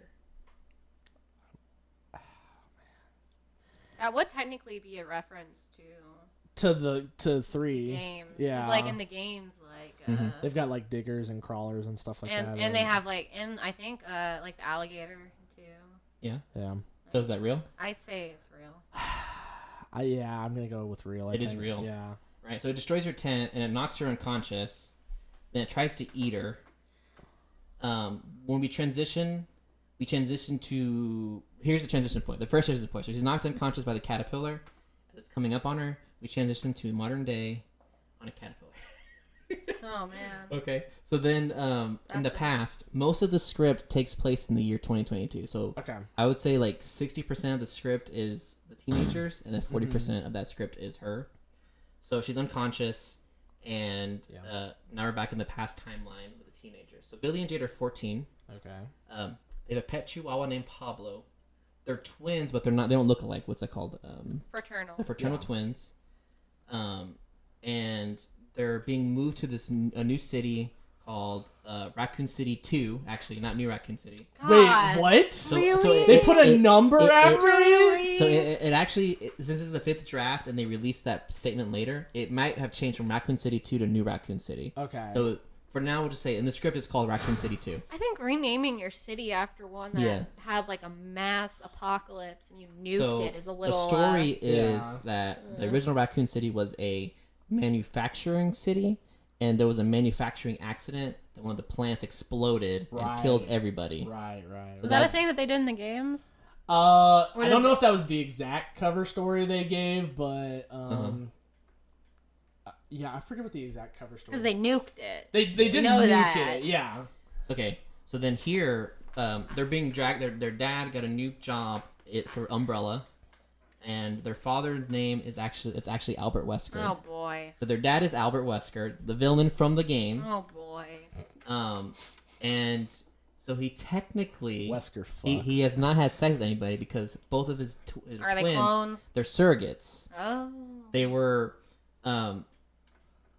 so the reason why they don't look alike is because it was 2 different eggs from 2 different women put inside of a surrogate woman, and then whatever with his sperm. Yeah. And that's how they were born. So Wild. yeah. So again, here's another thing. Is this real or fake? Okay. Albert makes references to past events. He mentions things like he's actually returning back to work with Umbrella. They mentioned the 1998 incident, and Albert also likes to talk about how awesome kombucha is. He has to, like he's forced to talk about how. No, he just talks about how awesome I'm it gonna is. say Oh, okay. false. You say fake? Yeah. I mean, Because I want it to be false, and I'll explain why. what, you don't think Albert Wesker's favorite drink is kombucha? I don't know if he needs sustenance anymore. I'm still trying to wrap my head around like him growing up with these 2 teenage daughters and then being like, Daddy, why can I spout biomutation appendages from my body? Wait, does he still have the? Like, while did they he's inherit living- the Ouroboros? I'm like, pretty sure they did, or they at least inherited probably the T virus. So is it real or fake? Oh God. I'm gonna say it's real. It is real. God It's damn actually it. in the script. He loves him some kombucha.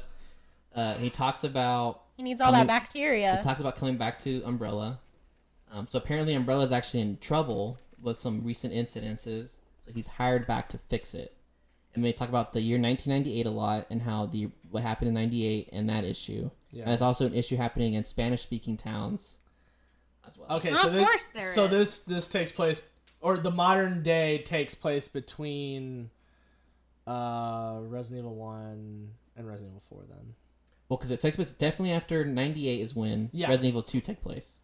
Yeah. That's when Raccoon City 2 is destroyed. Well, and then the first game takes place like a year or two before that, right? 96, yeah. Yeah. So what were you going to mention about things you didn't want?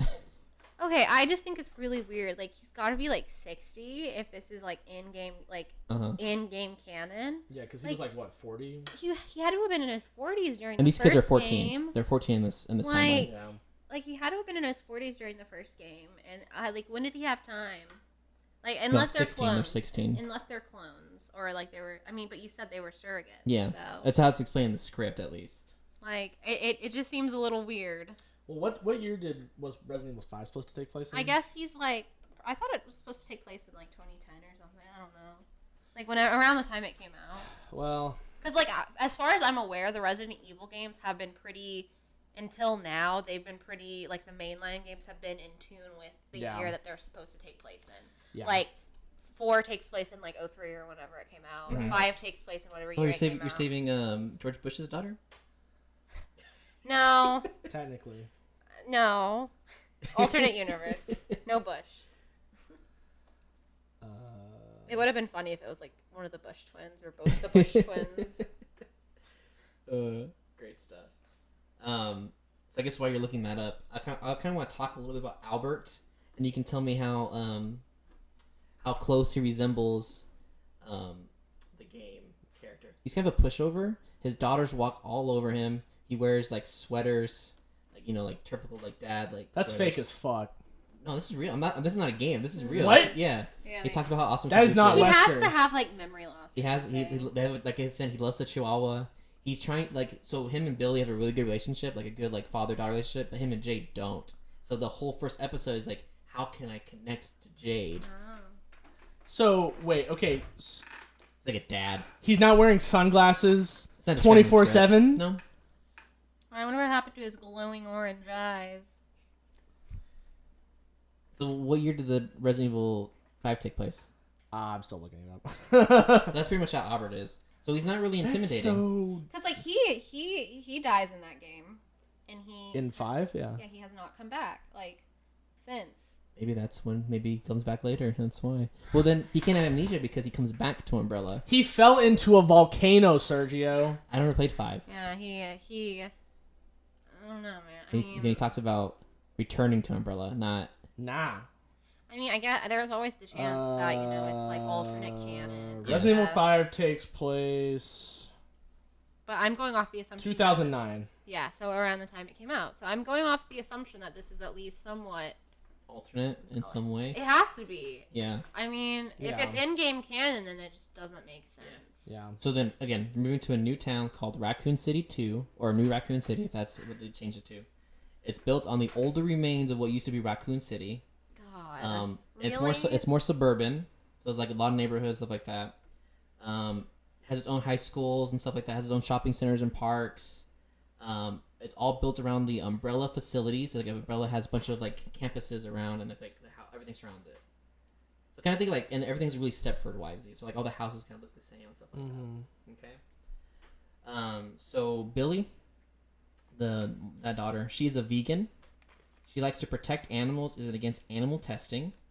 She actually got kicked out of her old school due to freeing all the frogs that were supposed to be dissected the next day. Again, she's very nice and she's very quiet. And again, her and Albert have a really good father-daughter relationship. Meanwhile, Jade has a lot of anger issues. She's really sarcastic. She talks about Zootopia porn. Oh, man.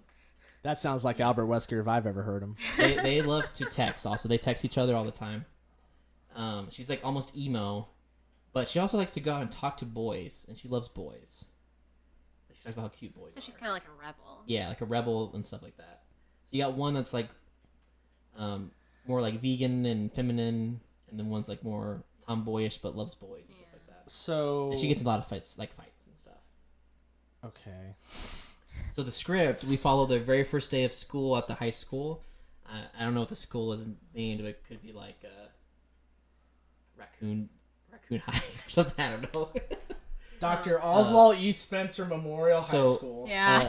A major chunk of this section takes place in the high school.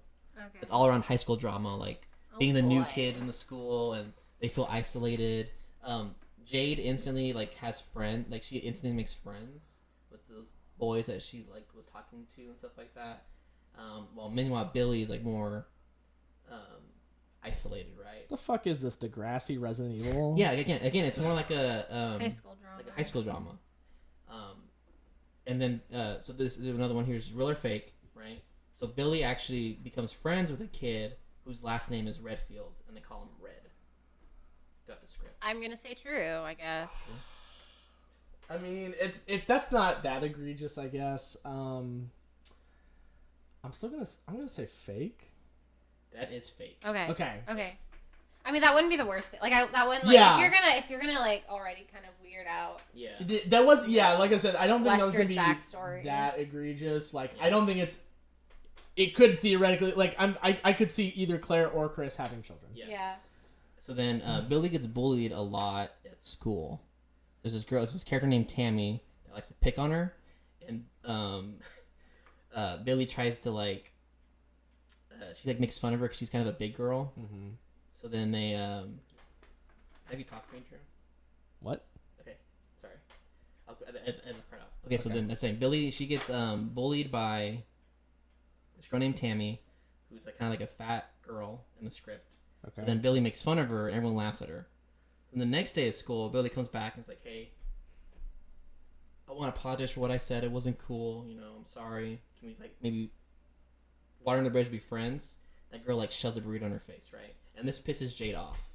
So then Jade sticks up for her sister, and there's a part where in the script where she dresses up in the school mascot, which is a raccoon, and she goes in the girl's restroom with a giant rock and then beats the girl's face into her nose breaks. What? Yeah. Really? That's fucked, man. Yeah. What the fuck? I mean that's traditional Albert Wesker mentality though, right there. So I mean honestly, I expect that from a child of Wesker. Yeah. So then Billy ends up getting in trouble because she's the only student that's having conflict with the girl, Tammy. So she's gonna get suspended, and the parents Tammy are gonna press charges on her and Albert. But then Albert comes in, and he's a higher up at Umbrella. Yeah. And everybody, all the parents of the students, they work for Umbrella, right? Everyone in the town works for Umbrella. So here in this moment, Albert's actually intimidating, and he's like, "You're not gonna do this," and stuff like that. He's like, you one, you'll lose your job, and then two, you won't also lose your job. You won't have any no other company will hire you because. So it's all a cover. Yeah. He's actually maniacal. So good. So then So weird. Billy's this is a side of my dad I've never seen before, right? Yeah. And then immediately after it's over, he's being pushed over by Billy and Jade. It's weird. So it's he's intimidating, but then when his daughters just walk all over him. That is really weird. So okay, he's never been sensitive. No, he has not. He's always been. I think it might be a cover. He's probably trying to take on the airs of being a good dad and stuff like that. But maybe in public, but even in private, there's a scene where he's having a meeting on an iPad or whatever, and Billy and Jade walk in, and Jade's upset because he forgot to pick him up from school. He's like, "Oh, I'm so sorry, whatever. I'm sorry. Forgive me." And she takes the iPad and smashes it. I mean, imagine if he's grooming them essentially to become like him essentially. Maybe. He can't be hard-headed dad, he's gotta take Wesker is insane. He's psychotic, but he's also smart. Yeah. So if he needs to feign appearances, then he will do that. Yeah, but it's also funny though because even when he was the Stars captain, he was creepy as hell. You're not shocked that he betrays you because he's creepy. Also, I'm the whole timeline. I have questions still because Umbrella was supposed to have been disbanded or defunded essentially in 2007. Basically, or when it slightly before Resident Evil 4. I know there's Neo Umbrella now or whatever in the newer games, but this doesn't sound like Neo. I still Umbrella. don't understand where that came from. So Yeah, Because I don't think they've explained that yet. No, they haven't. No. I don't think we're gonna get answers No. on that really. All right. But So Billy doesn't get in trouble. The parents don't press charges, and Billy actually gets an extra day off of school just because. Like Billy or Jade? Billy. Oh, Jade, Billy. Jade didn't get in trouble. Yeah, because- Jade didn't get in trouble because she was in the costume, Yeah. right? And because Oh. Billy was the only one who had a problem Yeah. with Tammy, they think it was okay. Billy. Yeah. I missed that part. Yeah. So, but Billy is pissed at Jade because Billy knows that it was Jade that did it. Like, she knows for a fact. Yeah. So she won't talk to her. So then here we actually transition back to 2036. I was about to say, damn. Jade is about to get eaten by the caterpillar. But then this group of scavengers come in, they kill the caterpillar, they shoot the caterpillar dead, and they rescue her. So then Jade wakes up in the new base, and it's a scavenger base. She's broken a few ribs, but otherwise she's okay, right? And then she comes out, and the scavenger's like, "Welcome her to the base." They show her around, and what it is like it's like a wall surrounding the base. Yeah. And they take her up on top of the wall, and they show her like we're actually surrounded by like hundreds of zeros.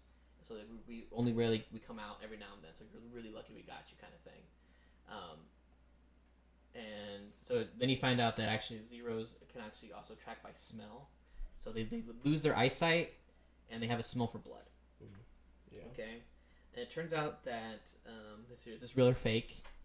Jade is actually branded. So when they rescued her, they saw a tattoo that said RC02, meaning that she was an original survivor from the Raccoon City 2 outbreak. True. Oh, is this like a true Yeah. or false? Okay. Yeah, true. Yeah, that's true. Yeah. So then she meets new characters named, where is it? Yin and Tate. And they're British scavengers. They're British. And they show around. We learn that the T virus. We learn about the T virus here and how it infects people. And then we also learn about the other governments in the world that formed, and they have these giant walls that separate them from the undead creatures. So like Attack on Titan, World War Z. I was about to say, I'm getting like World War Z Yeah. vibes from this right now. Yeah, and Umbrella actually does control some of the government. So and then we go back to 2022. Albert's having a heart-to-heart with Billy about school and bullying and Jade and how he could be a better dad for Jade and like how to connect with Jade. Yeah. And all that stuff, right? So it's like a close-up shot, like not close-up, like a two-shot. And then actually in the script it describes that it pans out and you see him. He's actually drawing blood from Billy. So he's drawing blood. Okay. And Albert takes the vials of blood, and we don't know why. And then Jade, he's gonna go take Jade's blood, but then Jade's already out, and he already has the vials. So he's like, I did it myself, and she gives it to him. So then Billy and Jade talk about it, and they don't know why he does it. They joke that he might be a vampire and just drinks their blood or whatever. So then we see Albert. He studies their blood in the lab. So he's like studying their blood and taking notes, and then he injects himself with their blood. Okay. So then on Billy's day off, she gets to spend time with her dad at Umbrella. So she goes to Umbrella, and you get to see how Umbrella works and stuff like that. And she goes to have lunch with her dad. So while waiting for her dad, she sees there's actually a room filled with rabbits and cages. Okay. And this upsets her because her dad had always promised her that the Umbrella never did animal testing, and they've actually won a bunch of PETA awards. So that night, Jade is like super pissed. And not Jade, Billy, super pissed, and Jade goes to ask for forgiveness and is like, "Hey, I'm sorry for what I did. I didn't mean to get you in trouble and whatever." And Billy's like, "I'll forgive you if you help me break into Umbrella to release the rabbits." Oh man, they're gonna cause the outbreak. I'm calling it now. So then we cut back to the future. No. And, we cut back to the future. It's a really short segment here in the future. It turns out that Yin and Tate have betrayed Billy.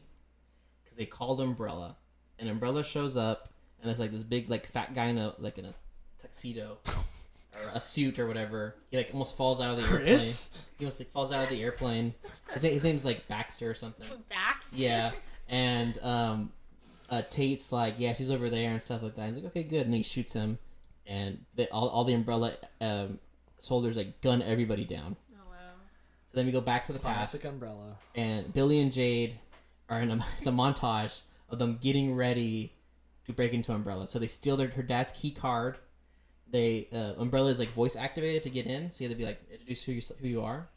So they use a voicemail message like, "Hi, this is Albert Wesker. Please leave a message." Yeah. They take that and they cut off the Empire, so they have just Albert Wesker. Yeah. And they put this is the dumbest part of the script because it really works, but they put like flashing LED lights on their hats, like, attach it to their hats, and it like disrupts the cameras. Right. Yeah. And in the script, he actually puts, "And this really works." Look it up. It's real. It's so funny. So in this montage, is this real or fake? In this montage, we're talking about the break-in and the key cards and all that. We actually get a version of the line about like the master of unlocking Oh my god. between Billy and Jade. Oh my god. Is that real or fake? I'm gonna say it's real. Yeah, real. It's fake. I mean, Oh. it's Damn fake. Damn it. Damn Actually, it. That's the one okay. I gotten wrong. All right, so then the whole montage, they break into an umbrella. They get all the way to the rabbits, but what they don't know is actually at night when it's closed, it's actually pressure censored. So if anyone steps inside of certain areas, alarm goes off, a silent alarm. Right. So they accidentally trip the silent alarm. Okay. So they get into the room with rabbits, and Billy starts taking pictures so she can expose Umbrella as evil animal testers because she loves the animals, right? So on her cell phone, she's taking pictures. And then while she's doing that, Jade comes across old files in a computer that talk about Raccoon City 2 and outbreaks that have happened or that also currently are happening around the world, around other Umbrella facilities. Okay?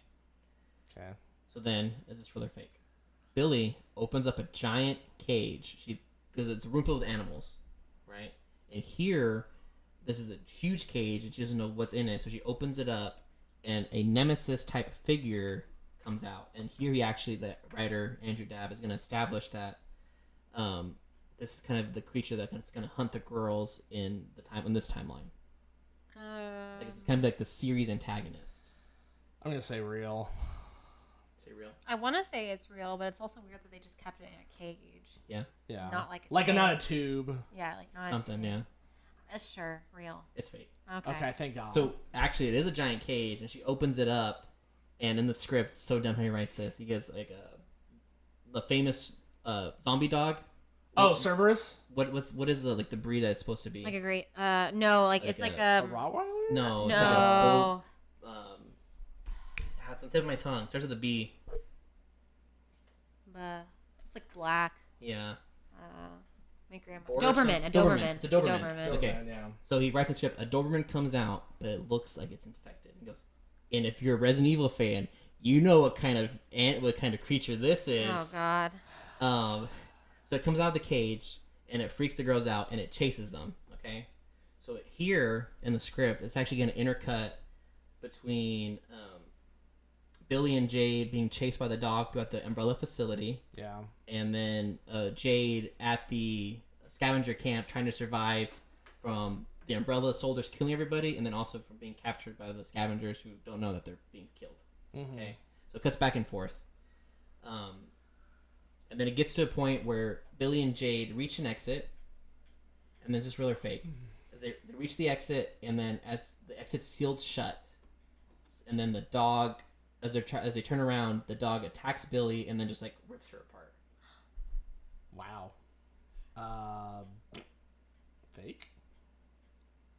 I think because we haven't heard about what happened to Billy, so Yeah, I mean, like I was thinking Billy's probably dead. I mean, I'm assuming she's gonna die at some point, but man, first I'll episode. say I guess fake. It's real. That's, Okay, that's, so how, she that's, does how, that's how die. this section of the script ends. The Wow. flashback. So it ends with Billy just being ripped apart by the dog. Wow. Okay. And Jade watches on this. She's like, "What the hell's happening?" And then we cut back to the present day. Baxter actually has Jade like hiding. Jade's hiding, and then she ends up climbing up the wall. And Baxter's there. It's like, "There's nowhere to go. Everything's infected. Like, you gotta come with us." And he says, "Billy wants to see you." And then so she decides a fate worse than seeing Billy is to die. So she jumps into the herd of zombies, and that's how the episode ends. So and then even the script is like, "But we saw Billy die. How could she be alive?" Oh my God. Find out on the next episode. Yeah. And that's the end of the episode. That's episode 1 allegedly. Allegedly. Netflix's So Billy's gonna be a bad guy. in the future probably. Maybe. Albert's in it. God. He's a dad. I'm so, okay. My biggest thing is like, you were reading that, and I'm so bored. It bored me to tears, man. Like I was like the whole like high school like drama bullshit or whatever. I'm like, Yeah. And again, that's like 60% of the script. I don't care. Like we have little moments like, okay, this could be cool, but then it's like, oh, by the way, we're just. It really in high picks up. school. It really picked up like when they actually got to the facility. Yeah. You know how I thought? So I thought they were gonna release the rabbits, and the rabbits were actually gonna be infected with the T virus Yeah, that's strain. what I thought too. Uh-huh.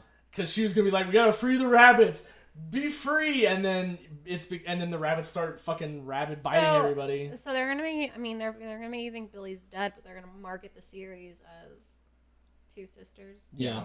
Wow. Okay. Yeah. So you guys excited for the year for Resident Evil the Netflix show? I mean, No. I don't know. Like it could be interesting. Well, it's also very confusing. Like, I feel like they're trying to pay homage to the games, and obviously this takes place in like a game timeline. Mm-hmm. But it is obviously like they've messed with it. It's an alternate timeline, and I don't feel like. I mean, that's not the worst thing, but it also is just kind of like, okay, Yeah. I guess. There's just no sense of canon, I guess. Yeah, I mean, that's the biggest thing. I think it's gonna fall under the same trap of like the movies did, where it's like elements are similar, but like Yeah. in a different way. yeah. And the fact that they're like even talking in the script like, and this was an homage to this, and this was you might remember this. Like they're literally it's fan service. Yeah, like it's they're fan literally service. just doing it to be fan servicey, not because they actually feel like they have an interesting story. Like to this tell. plot doesn't need to be Resident Evil. Mhm. Yeah. It doesn't, and that's the thing that's kind of lame. Yeah. Is that like the elements are there, but like if you take all of the Resident Evil stuff out of it, you have the same fucking show. Mhm. Yeah. Like, I feel like this could be any zombie show. I feel like they're just using the Resident Evil brand to kind of elevate it. Like they think the brand is going to carry it. Yeah. You know. So if you basically. had if you could make your own live action Netflix show, what would you do it on? Would you do just a straight retelling of the original games? No, I wouldn't do a straight retelling. I would probably do something like kind of like the animated movies have done, kind of like branch off, but like still in the same world. well, because the thing that you need to do with a live action show that you can't really do with an animated show because the budget's a lot higher, you have to make sure it gets to people who haven't played the games. Yeah. That's a huge important part. So you have to make sure you can bring in that audience, which is why if you're going to do a side story, Yeah. it has to be like the first Resident Evil movie where newcomers can come in and, Yeah. not be totally confused. Right. Because, like, the way it is now, I feel like more people, like, when you have both of these shows, the animated and the live action, more people are going to watch the live action just because it's more accessible for newcomers. So. Or I feel like if you were going to do a live action show, you should just straight reboot. Like not even pay attention to the games, but start from the beginning. Like so start with the first incident. You'd wanna like I feel like the best way to do it would be some kind of retelling of either the Raccoon City incident or the first game. And you would or combine the two even or like but you would have to do something differently because I don't think either one of those games on there. I mean maybe I think RE2 that story could maybe be like a mini series. Yeah. But I don't think RE1 could. I think you'd have to like it'd be a good movie, but like you would have to be very it doesn't have the content or the character development to really make a I feel like you could even if you wanted to like straight reboot, go all the way back to the beginning. When I say all the way back to the beginning, I mean like Resident Evil 0 because nobody even really remembers Resident Evil 0 all that well unless you're a hardcore fan. It would give you the opportunity to establish the universe. So people who don't understand the franchise can kind of begin to understand it and don't feel like they're completely lost in like a sea of fan servicey moments. with all new characters, so it doesn't feel like it's kind of ripping off the games too much, but kind of tell like a similar like beginning of the Outbreak story. Like You also have a big problem if you try to do a retelling of the games where each season would be like different characters, and that doesn't really work with shows unless it's like an American Horror Story style, like an anthology series. Yeah. You know, it doesn't really work to have like one season of Chris and Jill, and then you don't see Chris and Jill in the next season. Like, you can't really do that. Yeah. So, because that's really what there's a struggle adapting Resident Evil around the board. So I understand why they went the direction they did. I'm just not entirely sure if it was the best way of doing it. I mean, you just brought up something really interesting though, because Resident Evil at its core is an anthology series, basically. Yeah. Like, they all take place in the same universe, but they're all different stories with different characters. Why not do an anthology show? Yeah. Okay. You could totally do that. Yeah. I think that would be really interesting. I think we've seen a lot of success with anthology shows, especially like Love, Death, and Robots on Netflix. Like, I feel like that would be a path to doing it. I also just don't understand why they can't. I mean, I think Resident Evil is also one of the few series that would work as like a movie. Mm-hmm. You know, like there's a lot of video games that have been, you know, have movies planned for them, like Mass Effect or something like that I don't think would work as movies at all. You know, but like, or like The Witcher. The Witcher works as a series. You know, but it probably wouldn't work as a movie. But I think Resident Evil is like one of the few ones that would either work as an anthology series or a movie. Yeah. Like, just one movie, 2 movie, 3. I mean, I don't know. Mostly, I think the problem with this script is that they're trying... Allegedly. The alleged problem with the script... Shows make more money, though, so... ...is that they're trying to pander to the fans of the series, but they're doing it... It's like lip service, basically, right? It's like very, very light. Like, the timeline is different.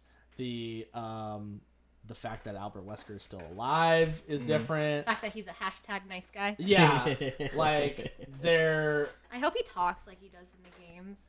We'll see. Like, I don't know, but like, and also it feels like they're just basically borrowing elements from other like the whole idea of like studying the herd. I'm pretty sure that's a Walking Dead concept. The giant wall with many zombies around it. That's a World War Z thing. They're just borrowing kind of set pieces and icons from other zombie media, I feel like, and just kind of including them in this whole thing. I highly recommend. I think it'd be interesting to see what y'all think of the George Romero script, because it's not bad. Yeah, like, it's not great. I haven't read it, but yeah, it's interesting. Pick it down for us. The alleged George Romero script. I haven't read it. I read it like a long time ago, and I read a summary before I came Does it over. take place in... It's a loose retelling, very loose. They use the first game as a basis, but it's like they change a lot. Like, so Chris isn't part of STARS. Yeah. He's Jill's boyfriend. Finally. Wesker's still, I think he's still the bad guy. Okay. They still go to a mansion. But Chris kind of becomes this like, I think there's something with he's like a ranch owner. He owns a ranch. It's really weird. They made Chris just totally. He's like a Native American ranch owner. It's hard work, but it's an honest living. Which, I mean, cool for Native American representation. They made. I think the thing I read also said they made Barry black, which that works, I guess. Okay. I don't.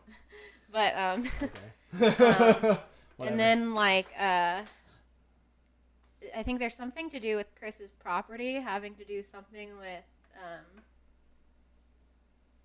the lab or the virus. The umbrella factory facility is under his farmland. Something like that. But there's also still a mansion, I think. He goes out to cultivate his crops one day, and there's like a zombie head poking out of the dirt. Like, I think one of the first things is like he has a lake, right? Yeah. And he's fishing, but he's noticing the birds aren't like flocking to the water. They're avoiding the water. They're not like going down to try and catch Interesting. fish. So he thinks that's really, and I think like Jill is like dating him, but they're only dating because she's supposed to get intel on his property or something like that. Oh wow.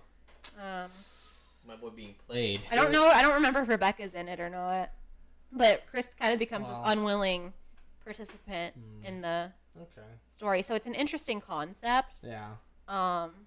It would have been, you know, and that's like, I'm okay with stuff like that, you know? Like, I think it would be, I think it would be interesting to see retellings that have been kind of transformed into like, you know, something a little bit different to fit the medium a little better.